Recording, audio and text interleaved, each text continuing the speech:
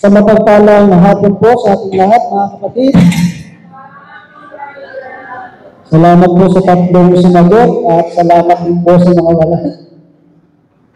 So kung tayo po may Biblia, buksan po natin ating mga Biblia sa Ebanghelyo ng ating Panginoon ay kay San Lucas, Kabanata 3, talata 15 hanggang 16. Tapos tatalon po tayo ng 21 hanggang 22. Hindi tayo tatanong matatas. Ibabatayan na po natin. Sabi dito, nag-ahari sa mga tao ang pananabik sa pagdating ng Misaya at ang akala ng marami si Juan ang kanilang hinihintay. Kaya sinabi ni Jesus sa kanila, binabautismohan ko kayo sa tubig, ngunit ang darating na kasunod ko ay magbabautismo sa inyo sa Espiritu Santo at sa apoy.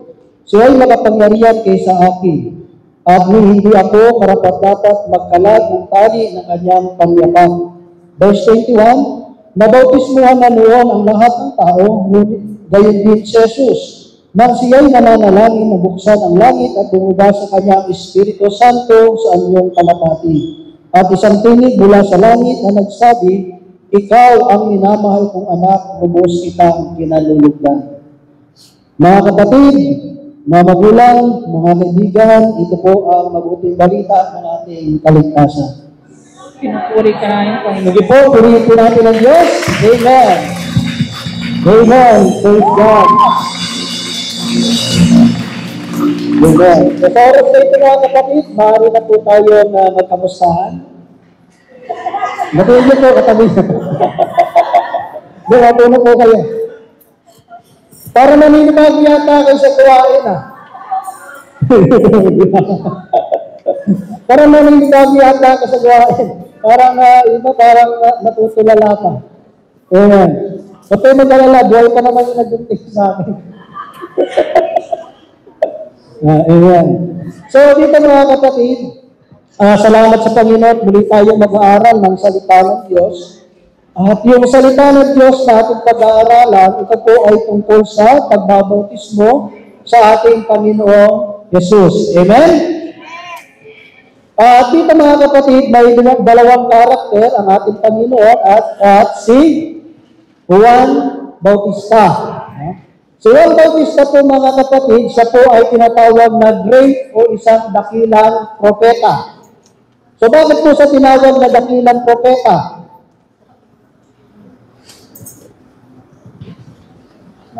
So si Juan Bautista, tinatawag po siyang dakilang propeta kasi siya ang huling propeta sa Old Testament and the same time, siya ang unang propeta sa New Testament. Amen. Dakila si Juan Bautista kasi sa lahat ng propeta, yung lahat ng propeta ay nagpro-prophecy about kay Kristo. At siya rin, sa time niya, siya yung huling propeta na nagsasabi na yung darating na kasunod ko ay mas dakila sa akin. At bakit siya dakila? Kasi yung pinoprophecy niya, nakita niya mismo. Yung mga propeta noon sa Old Testament, pinoprophecy nila tungkol sa pagdating ng Misaya, pero hindi nila nakita.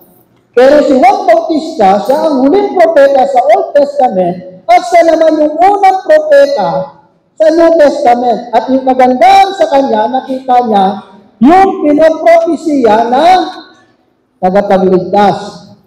Amen. So dito mga kapatid, alam mo ilang years na walang naririnig ang bayan ng Diyos about sa Diyos. Amen. Ang tawag po dyan ay time na kung saan nanahimik ang Diyos. At dahil matagal na taon na nahimik ang Diyos, yung mga Israelita, yung mga Hudyo, sila po ay nananabik na muling makarinig ng salita ng Diyos. Kasi ilang years Katulad sa atin, di ba? Na nagkaroon ng pandemic, medyo na natigil yung gawain, at yung iba sa ating mga kapatid nananabik, kailan kaya mabubuksan uli ang gawain? Amen? Nananabik, kailan pa kaya mabubukas ang gawain? Kasi okay na, wala na, Kahit may pandemic, talagang inaano natin na sana meron pa rin gawain. Amen? Yung iba naman mga kapatid, medyo natuluyan na. Na hindi na talaga umapil sa gawain. Amen. Parang medyo, masyadong in-enjoy na walang gawain. Amen. So, ano nangyari? So, time ni Juan Bautista, mga kapatid, grabe yung pananabik ng mga tao. Kaya nga, sabi nila, malamang si Juan Bautista na hinihintay natin na tagapagligtas. Pero anong ginawa ni Juan Bautista, mga kapatid? Isa sa magandang karakter ni Juan Bautista, hindi niya girinab, hindi niya inagaw yung glory na para sa Diyos. Amen po ba? Kasi kung titignan natin, mga kapatid, si Juan Bautista, hindi siya opportunista. Kasi kung titignan natin, pwede niya sabihin, uy, ako yung inaano ng mga tao na ako na yung Messiah, ako yung tagapagligtas. Amen? Hindi niya yun remain. Hindi niya, mga kapatid, grinab yung glory na yun. Amen? Hindi niya grinab yung glory na yun, mga kapatid. Tingnan niyo, mga kapatid, maraming mga tao ang bumabagsak sa buhay, hindi na sa paglilingkod. Hindi na sa paglilingkod. Sa realidad ng buhay, mga kapatid, yung katanyagan minsan na yung nagbungad, papabagsak sa isang tao. Minsan pag nakikilala ka na, kapag tumatanda ka na, marami na humahanga sa iyo, marami na pumupuri sa ginagawa mo, may danger mo dyan, mga kapatid. Kasi minsan, ang tao ay natutokso na gumawa ng masama kasi gusto nilang manatili sa katanyagan. Kaya kahit mali na, papasukin pa. Kasi bakit? Ayaw mawala sa popularidad. Diba? Kasi bakit? Natatakot na sila na baka hindi na sila mapansin. Natatakot na mawala yung fame nila, yung kanilang kasikatan, kaya yung iba talagang takot na. Marami, diba? Sa mga artista, gano'n. Diba? Natatakot na. Kahit ano na lang, papasukin, kasi hindi na maganda papasukin. Kasi bakit? Ayaw, gusto nilang manatili sa katanyagan yun. Hindi rin sa mga artista, marami sa mundong ito ang gano'n. At hindi lang sa mundo nangyayari yan. Kahit sa gawain ng Diyos. Kahit sa mga naglilingkod sa Panginoon. Nakakalason ang katanyagan. Nakakalaki ng ulo ang kasikatan. Kapag meron ng pumupuri sa iyo, ang ganda, ang galing mo naman, ang galing mong sumayaw, ang galing mong umanta, ano pa? Di ba? Minsan at pakiramdam mo na sa sarili mo, napakahalaga mo ng tao sa mundong ibabaw. Na parang hindi na kikilos ang gawain, parang wala na magagawa ang tao pag wala ang presence mo. Salamat sa isang sumagot. At salamat din sa mga nananahimik. Hindi totoo yun. Maraming bumabagsak sa paglilingkod sa Panginoon kasi minsan lumalaki ang ulo. Pero si Juan Bautista, mga kapatid, hindi. Hindi siya opportunista. Medyo malamig ang panahon eh, kaya medyo lalo pag sumisigaw-sigaw ko ka, no? So marami, mga kapatid, talagang nangyayari gano'n. Amen? Marami ang bumabagsak, nawawala sa paglilingkod dahil sa ganung bagay. Na minsan, akala mo naglilingkod ka pala, akala mo sa paglilingkod mo, naglilingkod ka sa Diyos. Pero ang totoo, ang pinaglilingkuran na natin, sarili na natin. Maraming ganun. Akala niya, nabibisit na siya sa sarili niya. Akala niya, naglilingkod pa rin sa Diyos. Akala ko, naglilingkod pa rin ako sa Diyos. Pero ang totoo, ang pinaglilingkuran ko na yung sarili ko. Kasi bakit? Kasi yung gusto ko na ang dapat masunod. Pag hindi ko feel, bahala kayo. Pero pag feel ko, okay tayo. Ang ganun paglilingkod, hindi paglilingkod yun sa Diyos, kundi paglilingkod sa sarili. Paglilingkod sa sarili. Kasi bakit? Kasi minsan sa buhay natin, mas gusto na natin yung easy going na lang. Ayaw na natin ng sakripisyo. Alam niyo ba dahil sa sakripisyo, yung mas lalo mong na-appreciate, mas lalo mong napapahalagahan yung bunga. Dahil bakit? Kasi nagsakripisyo ka. Diba? Sabi nga, mas maganda yung kinakain mo galing sa pawis mo. Kaysa yung kumakain ka, doon ka lang pinagpapawisan. Diba? Sabi nga, diba, masipag na tao. Ang masipag na tao, pagpapawisan mo na bago kumain. Pero yung tamad, kung kailan kumakain, doon pinagpapawisan. Diba? Sabi ng nanay, "Nak, alam mo ba na masarap kainin, na masarap kumain na kapag kinakain galing sa pawis mo?" Sabi ng anak, "Nay, hindi mo ba nakikita na pinagpapawisan natin?"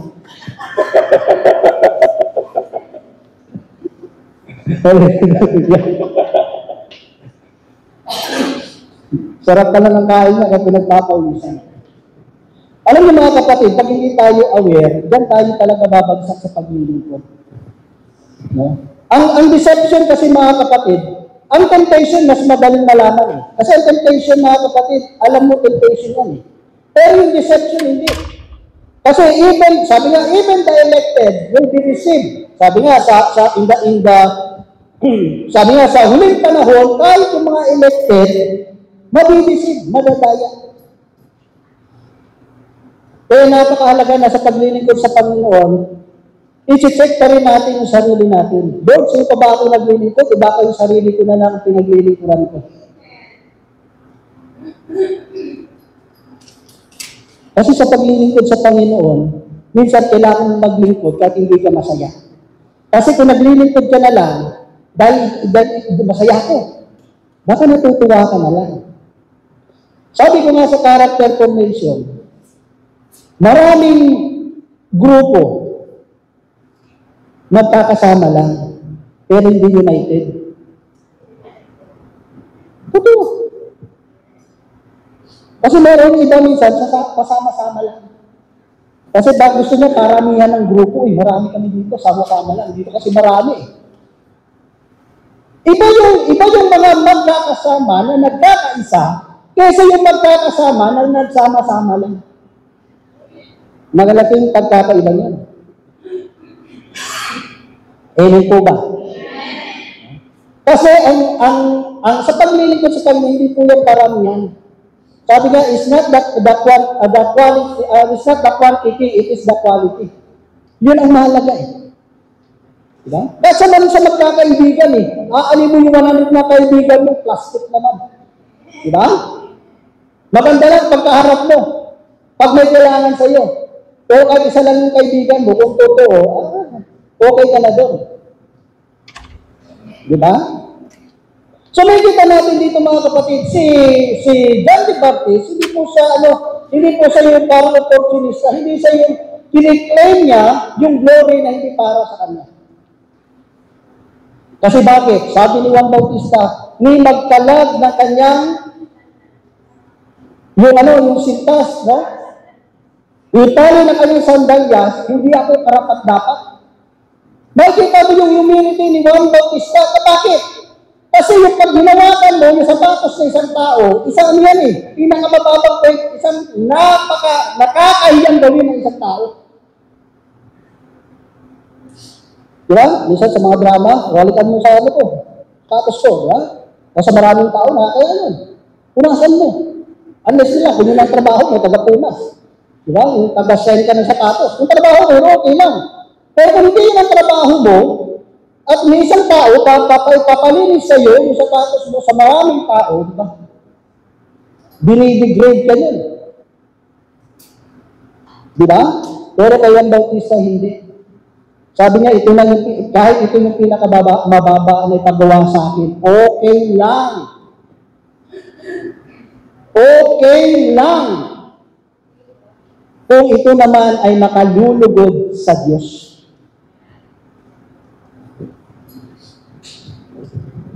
May ganun kaya tayo, katulad kay Juan? Bakit ito ipapagawa sa akin? Walang makakakita. Di ako mapapansin yun. Pagawa mo na lang sa ito. Ganito yung forma ko tapos palilinisin mo ako.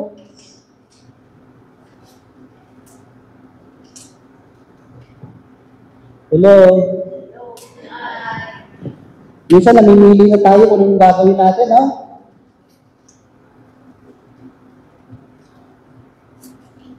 Tapos kakanta siya, we will serve the Lord in the fire of the fire. Kakanta, ano man nangyari, yak-yak paglilingkod sa iyo. At nang may nangyari, ay uuwi ako. Babay Panginoon.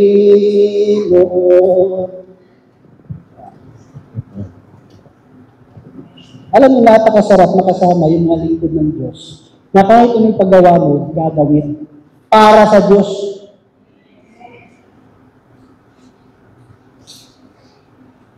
Alam mo, pag katulad kami, missionary kami dati, full-time ako sa Pilipinas. Hindi pwede sa isang misyonaryo ang Marte. Hindi pwede. Yung magmi-mission ka, Marte ka, hindi pwede yun. Yung masyado ka mapaghanap, yung masyado kang entitled, mga ganun. Pupunta ka sa bundok, siyempre malamok nun. Walang kuryente, alam na naman bahas, sabi na, sis, wala ba kayo yung electric fan? Sensitive ang skin ko. Wala ba kayong lotion, sis? Off lotion ba?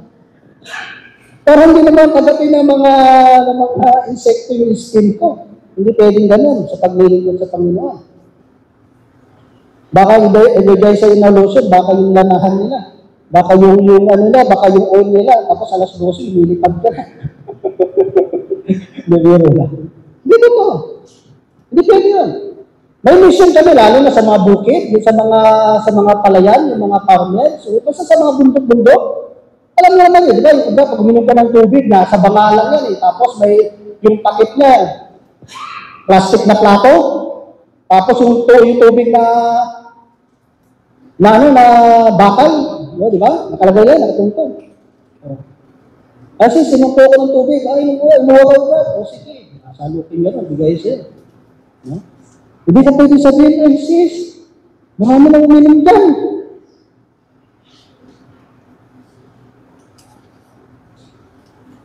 Pagbalik mo sa center, tatawag yung mga workers doon. Ay sis, sasabihan yung council. Sis, sa susunod, huwag mo na ipadala itong preacher niyo na ito, ang arte. Dito mo yan. Ang tawag sa'yo, hindi na pangalan mo, ay sino yung nasa sa atin? Sino yung nasa sa atin? Yung arte, yung maselang. Yung maselang na mo, yung maselang, yung maarte, yung naghahanap ng mga malinis. Silang Bautista, pinakamababa yun. Kaya nga, palaging sinasabi ng Diyos, gawin ninyo ito alang-alang sa akin. Gawin mo ito para sa akin. Kasi kahit ipagawa sa atin, kung ginagawa natin ito para sa Diyos, masaya yung puso natin ginagawa yun.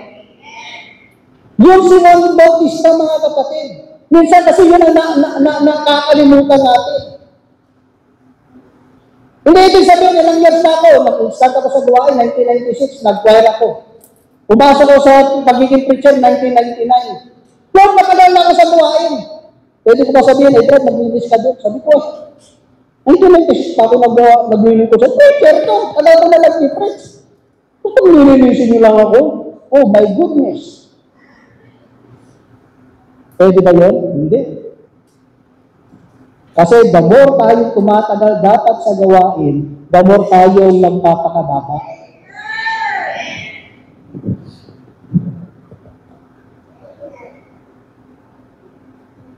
Sa paglilingkod sa Diyos, hindi po yan sa tagalan. Wala po yan sa patagalan. Ang mahalaga sa Panginoon, mga kapatid, is marunong tayo magpakumbaba. Ikalawa, si Juan Bautista, ang trabaho niya is, yung tawag sa kanya ng Diyos is to cooperate sa plano ng Diyos. Tayo ay tinawag ng Panginoon para makipag-cooperate sa plano ng Diyos, hindi sa plano natin. Amen? Sabi nga, ang pagpaplano nasa tao, pero ang pagpapatupad nasa Diyos pa rin. Tayo ay dapat nakikipag-cooperate kung ano ba yung plano ng Diyos. Yun ang trabaho natin. Gawin kung ano yung pinagagawa sa atin ng Diyos. At huwag gagawin yung mga bagay na hindi naman pinagagawa sa atin. Amen? Bakit ano ba yung purpose ni Juan Bautista? To prepare the way of the Lord. Ihanda ang daan ng Diyos. Tayo ang mga Juan Bautista sa kapanahunan ngayon. Ihanda ang puso ng tao sa pagtanggap sa Diyos. Linisin ang mga bakong-bakong daan, tuwirin ang mga liku-likong daan para sa Panginoon. Dalhin ang tao sa Diyos. Paano natin madadala ang tao sa Diyos kung ang nakikita sa atin ay hindi ang Diyos?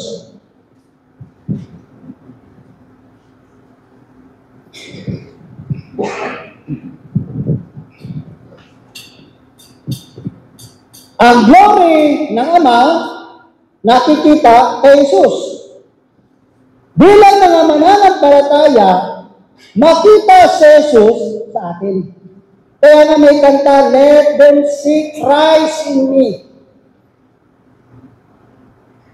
Kapag tayo ba ay nakikita ng tao, si Kristo ba nakikita sa atin?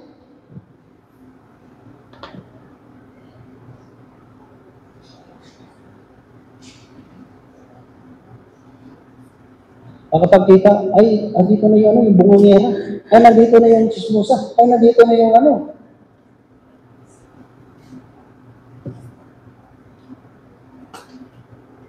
At tumahimik ang paligid. Alam mo sa mga kapatid, hindi po madali ang maglingkod sa Diyos. Bakit? Dala-dala kasi natin si Kristo. Isa nga tawag sa atin sa Pilipinas, tawag si El Shaddai na eh. Uy, El Shaddai. Tawag sa atin El Shaddai na eh. At dito eh. Kaya dapat ingat din tayo sa mga kilos at ginagawa natin.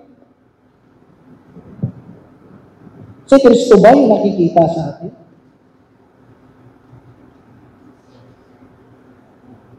Yeah. Paano natin dadalhin ang tao papunta kay Kristo kung tayo mismo naliligaw?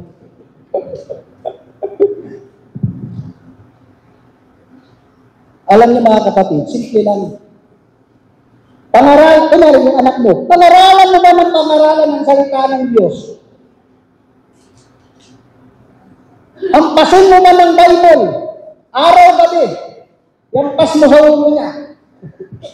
Para lang matuto.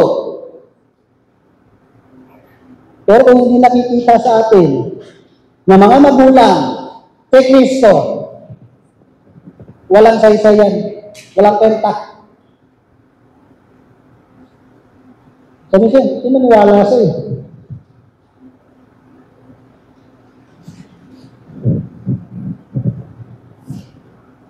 Magugulat kang iba. Kunwari, masama ugali natin. Tapos, kilala tayo, masama ugali natin.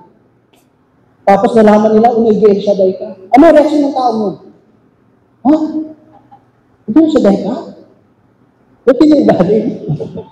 Masasyak sila eh. Dalawa yung pagkasyak. Ay, isa lang. Ang tao, kung alam nila mabait tayo, pag sinabi na El Shaddai ka, hindi sila magugulat.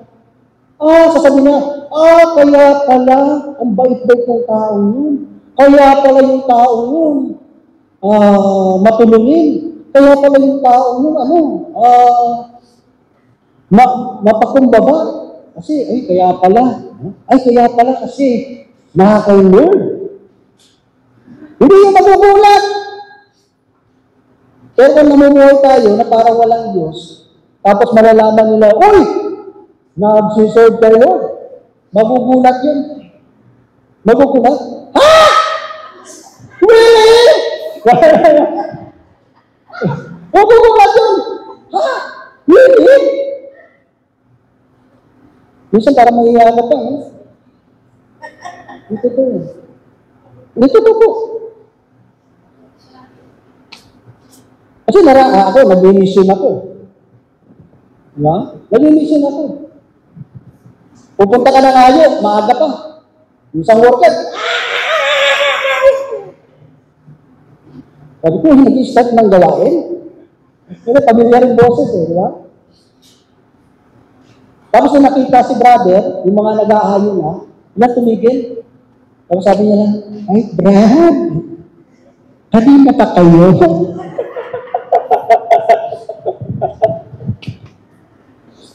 Biglang bumalik. Tayo ay nakikipag-cooperate lang sa plano ng Diyos.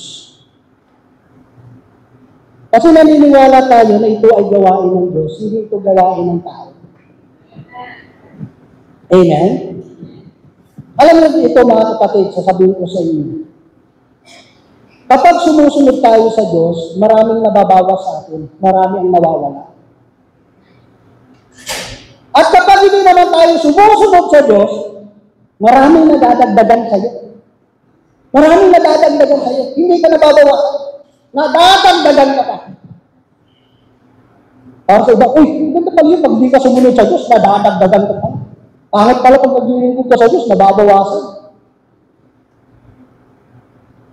Kasi pag nakakay Lord ka, kasi mahirapan ka mo umakyat sa langit, kapag masyado ka mabigat, kaya kailangan magbawas.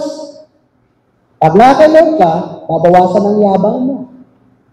Yung masyado kang bilib sa sarili mo, babawasan mo. Yung mga hinanakit mo at galit sa puso mo, mababawasan mo. Pero pag wala ka kay Lord, hindi ka sumusunod sa kalooban ng Diyos, nadadagdagan ka.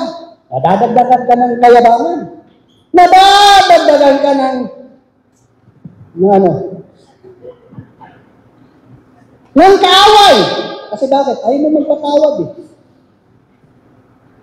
Maraming nadadagdag sa'yo. Kaso lang, hindi sa ikabubuti natin, kundi sa ikasasama natin. Kaya nga, yung kay Don Bautista, ang pinangangaral niya is repentance. Pagtalikod sa kasalanan. Yun ang plano kasi ng Diyos eh. Ang tao ay maligtas. Yun ang pinakaplano ng Diyos, na ang tao ay maligtas. Paano ang tao madadala natin sa Panginoon? Yung masasabi mo na, ay gusto ko umatin sa gawain niyo, sa day na yan, kasi nakikita ko sa iyo, kahit ang grabe ang problema mo, parang saya-saya mo pa rin. Parang hindi ka mukhang stress. Kaya nga may kanta akong gawa dyan yung about the stress. Kaya, stress ka na ba? At feeling mo, you look so old na. Limutan ko na. Di na makapag-rest. You look so troubled. Hirap mong mag-gets. Yung mga taong masyadong stress sa buhay, ang hirap i-gets. Alam mong hirap mo i-gets. Kung gusto mong maging happy, join me and sing, do like this. Okay pa sa alright ang buhay kapag nakay Lord ka. Okay pa sa alright ang buhay kapag sumasamba. Okay pa sa alright ang buhay. Kalimutan ko na. Kaya ako na ganun. Yung ng mga pandemic, marami tayo na isulat na mga kanta. Hindi pa sa nare-record eh. So, dito mga kapatid, yun eh. Tayo tinawag ng Diyos is to cooperate sa plano ng Diyos. Hindi dapat tayo yung magiging hadlang na maganap yung plano ng Diyos. Di ba? Kasi ganito yung mga kapatid, tingnan nyo sa time ni Jonas. Yung pinagawa sa kanya ng Diyos is pumunta dun sa Nineveh para ang mga taga Nineveh, pangaralan doon na sukdulan na ang inyong kasamaan. Parurusahan na kayo ng Diyos. Kailangan nyo na magbago. Ang ginawa ni Jonas, hindi sundin yung kalooban ng Diyos, yung plano ng Diyos, ang gumawa niya pumunta siya sa Tarsis. Bakit? Kasi kaaway ng mga Hudyo ang mga Nineveh. At sa lugar kasi ng Nineveh, marami doon na mga naging alipin, naging prisoner na mga Hudyo na pinatay. Kaya masama loob na. Kaya para sa kanya, bakit iniligtas sa mga tao ito, mga kaaway ito? Dapat lang sa kanila mangyari yan. Pero makakatakas ba si Jonas sa plano ng Diyos? Hindi. Alam niyo mga kapatid, sa paglilingkod, the more tayong tumatakas sa plano at kagustuhan ng Diyos, alam niyo may consequence na nangyayari. May consequence. Kaya nga mga kapatid, nang pumunta ako dito sa Canada, before ako pumunta dito, isa na yung sinabi ko sa Panginoon. Hindi ko priority talaga magtrabaho. Ang sabi ko kay Sister White, pupunta ako sa Canada, pagpapatuloy ko ang pag-trips ko. Kaso nga lang, siyempre, ang gawain dito, hindi na makatulog sa Pilipinas, Monday, nakon sa amin sa Iloilo, more than 100 ang gawain sa amin doon. So, almost na 30 kami na preacher. Ang gawain doon mula Lunes hanggang Sabado. Yung linggo, pag may mga anniversary, minsan wala talagang pahinga. Wala kaming martial kasi kami rin ang nagbubuhat. Kami ang nauuna sa gawain, kami rin ang nauuli. Magdadayisisan ng Sabado, tapos kinabukasan, merong anniversary. Ang dayisisan namin, alas 2 hanggang alas 9 ng gabi. Kami ang magbubuhat, umaga pa lang, pagtapos ang gawain, kami rin magbubuhat, dadali sa ay kakarga sa may jeep.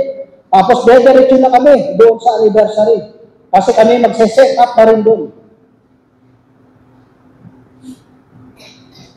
Amen. Walang reklamo. Kasi bakit? Diyan yung paglilipid eh. Hindi mo pwede sabihin, ano pa naman yan? Hindi na kami nakapagpahiya. Alam mo naman na dayosisyon tapos kinabukasan na anniversary. Sino ako? Sino kami para magreklamo sa Diyos?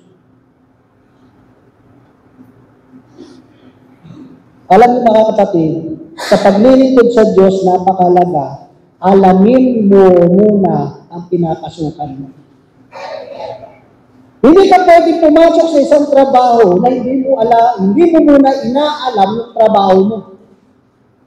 Kasi kapag ang isang tao pumasok sa isang trabaho, tapos nagreklamo, hindi na alam, ay bakit ko ginagawa to?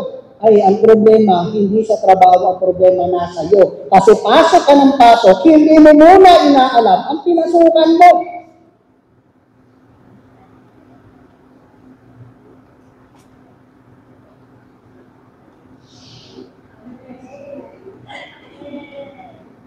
Tama po ba? Pero pag alam mo yung pinasukan mo, hindi ka magre-reklamo. Kasi alam mo sa sarili mo, part ito ng trabaho. Amen. So, nakiki-operate tayo sa Diyos. Operate sa Diyos. Kasi bakit? May consequence. At yun ang sinasabi ko palagi kay Sister sa asawa ko, kay Sister White. Diba? Mahirap ang consequence, mga kapatid. Sino ang taong pwedeng tumakbo sa plano ng Diyos? Sabi niya, pumunta ka ba sa pinakamataas na bundok, nandoon ang Diyos. Pumunta ka man sa pinakamalalim na bahagi ng lupa, nandoon ang Diyos. Pumunta ka man sa pinakamailalim na parte ng dagat, nandoon ang Diyos. Saan tayo makapagtago sa Diyos? Wala. Alam niyo mga kapatid, ang pinakamasayang buhay sa mundo, hindi yung maganap ang plano mo sa buhay mo. Kundi maganap ang plano ng Diyos sa buhay mo at sa buhay mo. Totoo po yan mga kapatid. Totoo yan. Alam mo mga kapatid, pag ganun talaga yung puso natin, ipagkakalob naman ng Diyos eh. Basta marunong lang tayong maghintay. Ang lahat ng bagay, dumarating yan sa tamang panahon, sabi niya. At ang last dito mga kapatid, makikita natin, yung isa sa karakter ni Juan Bautista is that he direct people to Christ. Sabi na, hindi ako ang hinihintay nyo. Ako magbabautismo lang sa inyo sa tubig. Pero yung darating sa akin, hindi lang tubig, pati apoy. Doon ang mga naglilingkod sa Panginoon, yun ang trabaho natin, to bring people to Christ. Dali ng tao kay Kristo. Dadalhin natin si Kristo sa tao. Dadalhin natin si Kristo sa tao at yung tao kay Kristo. Paano natin dadalhin? Siyempre, sa pagsisyan mo, dadalhin mo yung si Kristo sa tao. At yung tao naman dadalhin mo kay Kristo sa pamamagitan ng pagsasabuhay.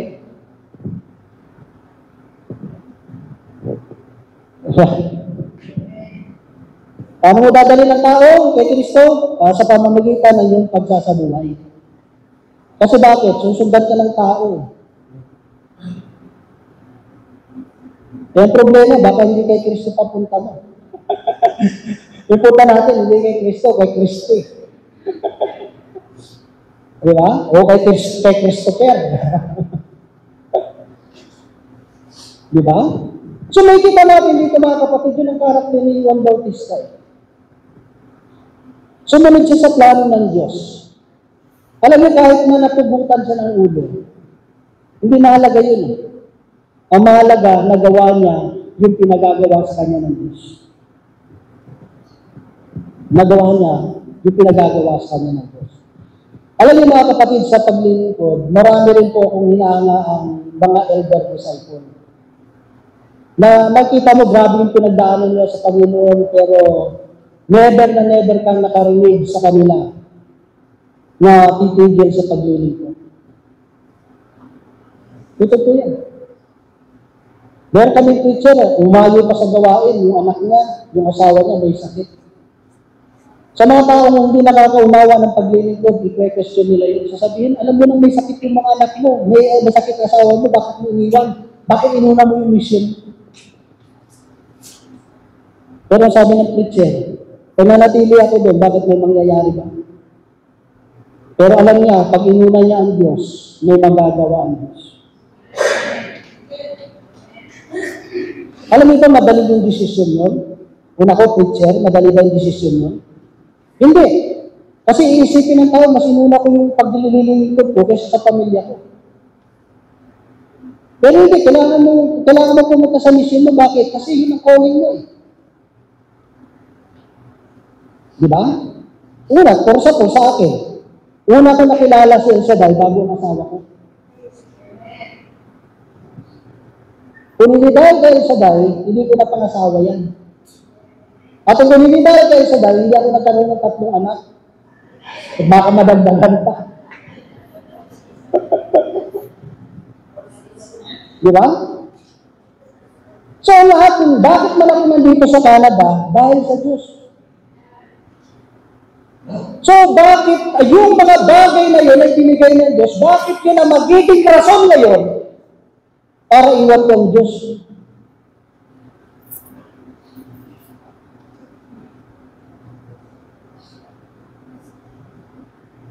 Kung ako tatanungin niyo, ano irarason ko sa Diyos? Lahat na nasa akin ngayon galing sa Diyos. At bakit ko naman sasabihin sa Diyos na yung mga bagay na nasa akin ngayon nasa Kanya naman galing, bakit kayo na magiging rason para parang kasalanan ka ng Diyos? Kaya nagkaroon ka ng trabaho, nagkaroon ka ng business. Parang kasalanan ka ng Diyos, binigyan ka ng trabaho. Parang kasalanan ka ng Diyos, binigyan ka ng business. Sabi mo, Lord, simple Lord, galing ito sa iyo eh. Dapat dahil sa iyo, dapat pinahalagaan ko ito, Lord. Dapat talagang hinaan.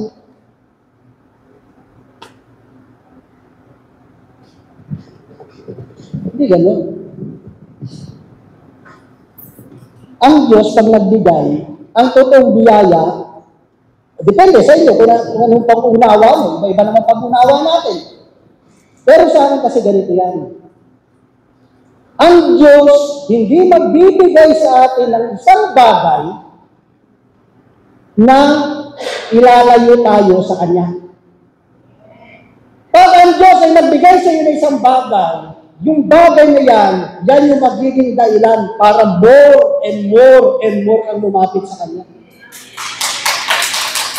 Ganun.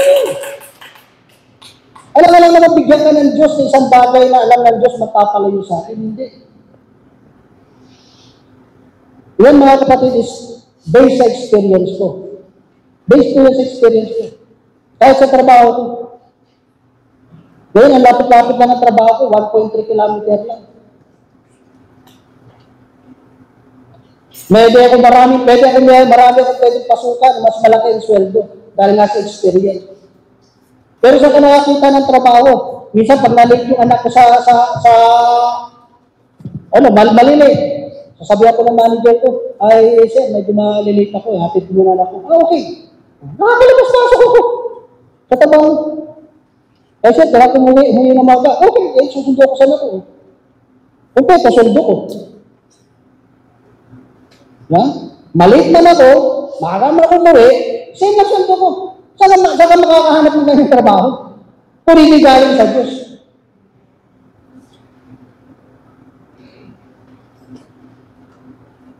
Yung second job ko, ganun din. Sabi ko, mayroon ba kayo dyan yung 5 hours lang. Yung Monday, Tuesday, Thursday, and Friday. Yung Wednesday, sabi ko, nandun sa ko. Huwag lang yung Wednesday kasi discipleship namin dati. Pag hindi ako nakapag-attend ng seminar, hindi ako Sabi niya, kung wala kang game opening, never mind. Sabi ko. Tumabang. Sige, okay. Hindi yan ako ng trabaho, 5 hours. At kagandahan doon mga kapatid, tatrabaho ko minsan, 1 oras, 2 oras, kasi carpet cleaning lang ako. Tapos wala namang schedule na ganun talaga. Walang ganun silang schedule. Talaga yung schedule lang nila, 7:30 hanggang 3 lang. Ako lang yung nabigyan ng ganung oras. Pinaya kasi ng Diyos yun. Ang lahat ng bagay, inilagay mo sa kamay ng Diyos. Pinagkatiwala natin ang lahat ng bagay sa Diyos. Ang Diyos ang magmamanage ng time natin. Siya ang magbibigay sa atin ng mga kailangan natin upang tayo patuloy na makalapit sa Diyos. Amen. So dito mga kapatid, sa hapon na ito po yung gusto ipabot po sa atin ng Panginoon. Ano ang sabi ng naganap yung pagbautismo sa ating Panginoon? Habang siya'y nananalangin, bumaba ang banal na Espiritu at may tinig na nasabi, ito ang minamahal kong anak na lubos kong kinalugdan. Bakit kinalugdan ng Ama ang ating Panginoon? Kasi sumunod siya. Sumunod siya. Madali ba yung pinagagawa ng Ama kay Jesus? Hindi. Kasi alam ng ating Panginoong Jesus, isasakripisyo niya ang buhay niya, daranas siya ng hirap, daranas siya ng sakripisyo. Mamamatay siya sa krus ng Kalbaryo. Pero, ginawa niya. Kasi bakit? Kasi ito yung kalooban ng Diyos. Ito yung kalooban ng Diyos. Sa oras na ito mga kapatid, ito po yung bagay na gusto ipabot po ng Diyos sa atin. Katulad ni Juan Bautista mga kapatid, hindi niya girinab yung glory. He always direct everything sa Diyos. Sa paglilingkod mga kapatid, wag na wag nating aagawan ng glory ang Diyos. Merong makakapansin na mga ginagawa natin sa gawain. May tuturi sa iyo, may nagagandaan sa ginagawa mo. Pero always ilagay sa puso, sa isip natin, ginagawa natin ito sa Diyos. Ginagawa natin ito sa Diyos. At kapag ibinabalik natin palagi yung glory sa Panginoon, makakaasa tayo mga kapatid, na sa lahat ng ating hinihingi, dinidesire ng puso natin, kung ito'y ilalagak natin sa kamay ng Diyos, ito'y kanyang tutugunin.